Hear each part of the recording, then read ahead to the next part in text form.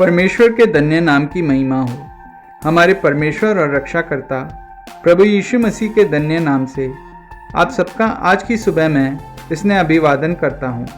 Daniel भविष्यवक्ता का 12वां अध्याय 11वां वाक्य इस प्रकार कहता है, और जब से नित्य होम बलि उठाई जाएगी और वह घिनौनी वस्तु जो उजाड़ करा देती है स्थापित की जाएगी, तब से 1290 दिन बीतेंगे।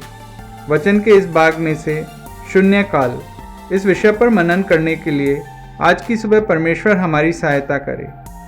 आने वाले दिन में होने वाली भविष्यवाणी दानियल के द्वारा इस अध्याय में बताए गए हैं, यानी एंटी क्राइस्ट और द ग्रेट रेवोल्यूशन टाइम, बहुत अधिक पीड़ाओं के समय, सब प्रत्येक रूप से बताया गया है। महापीड़ा के समय द ग्रेट ट्रिब्यूलेशन के पहले घिनौनी वस्तु जो उजाड़ कर देती है वह यरूशलेम में स्थापित होगा। ऐसा हम इस वाक्य के द्वारा सीखते हैं। यह भविष्यवाणी भविष्य में स्थापित होने वाला होगा, तो भी आज की हमारी जीवन अवस्था में भी इस वचन का बहुत महत्व है। यह वाक्य हमें बता रहा है कि चलता हुआ कोई सच्चे कार्य अगर एकदम से रोक और फिर से एक दूसरा नया कार्य जो प्रभु के लिए प्रसन्न नहीं होते वे शुरू करना, ऐसा एक दृश्य हम यहाँ देखते हैं।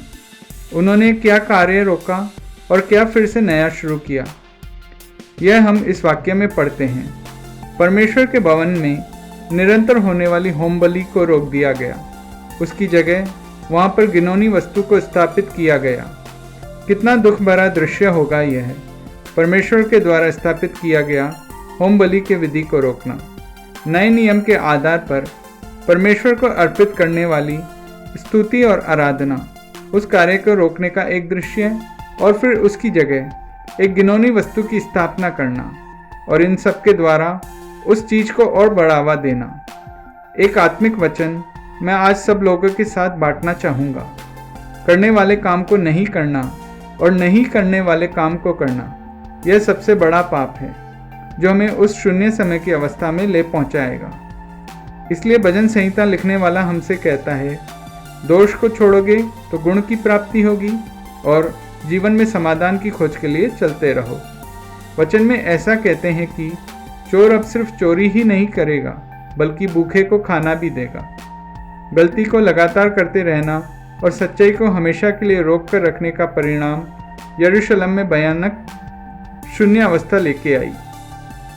इस बात को हमें विलाप गीत में यिर्मयाह भविष्यवक्ता हमको सिखाता है। परमेश्वर की आवाज़ को सुनकर उसका अनादर करने के कारण उस शून्य अवस्था से होकर यरूशलेम को गुजरना पड़ा।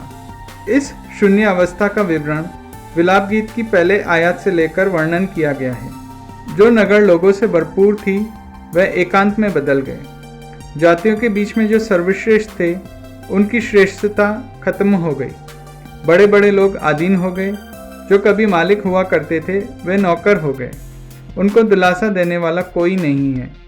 जो उनसे कभी प्रेम करते थे वह आज उनके शत्रु बन गए। जीवन से विश्राम खत्म हो गया। कोई भी यहोवा की आराधना के लिए पहुंच नहीं पा रहा। शत्रु उन्हें पकड़कर ले गया और अपने अधीन कर लिया। इस अवस्थाओं के कारण लोग दुख और खेद में हैं। इसे देखकर शत्रु बहुत खुश है। उनके अपने ही महत्व ने उनको छोड़ दिया। उनकी शक्ति नष्ट हो गई। कष्ट और पीड़ा ने उनके जीवन को जकड़ लिया और उनकी सहायता के लिए कोई नहीं है। कोई समय हुआ करता था जब लोग उनका आदर करते थे और आज उनका तिरस्कार करते हैं।